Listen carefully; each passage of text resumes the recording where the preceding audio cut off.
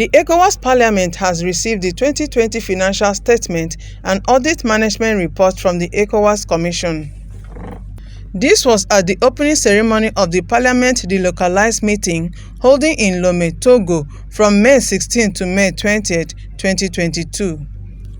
The ECOWAS Commission's Commissioner for Finance, Halima Ahmed, says the Commission seeks to improve transparency and accountability among its management institutions.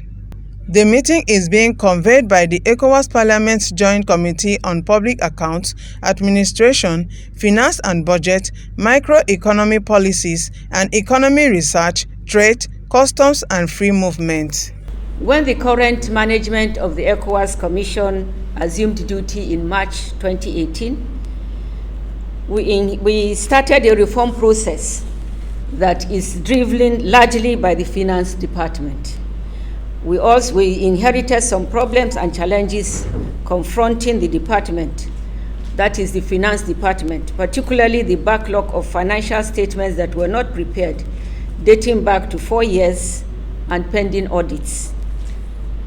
Today, I am proud to report that we have updated our accounts, produced financial statements, and got them audited using the IPSA standard, which is the International Public Accounting Standards. We have also produced consolidated financial statements of all the ECOWAS institutions. By next month, that is June, inshallah, we will publish the financial statements in line with the provisions of the ECOWAS financial regulations, and with that, the financial situation of ECOWAS will be regularly available to the citizens, and of course through you also, for your appreciation, thereby improving public accountability. Under this current management of ECOWAS, the implementation of the enhanced powers of the Parliament commenced with the consideration of the budget of the community. This, as you know, is a very significant step in the direction of public accountability. We have revised the ECOWAS Protocol on Community Levy and replaced it with the Community Levy Act. The new act has made some provisions, in fact, very important provisions for the role of the ECOWAS Parliament in the community levy mobilization. Therefore, little by little, we are seeing the enhancements in the role of the ECOWAS Parliament in the integration process of our community. However, these challenges also confer on the parliamentarians more responsibility, particularly the responsibility to devote more time and attention to fine details, to establish a connection between what we do at the regional level and the situation in your constituencies. It is therefore encouraging that this joint committee will be examining the specific positions of the Supplementary Act of the Parliament on consideration of the community levy audit reports, community audit reports. I, on my part, as the Pioneer Secretary General of the ECOWAS Parliament and presently Commissioner for Finance, I will continue to provide the parliamentarian with the necessary support that it requires.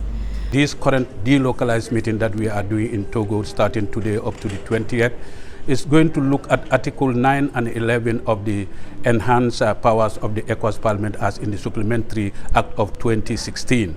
And that empowers the Parliament to look at the reports of the Auditor General of the ECOWAS Commission of all the 5 key institutions of ECOWAS Parliament. So this meeting here is very apt and very important for all of us as members of the ECOWAS family.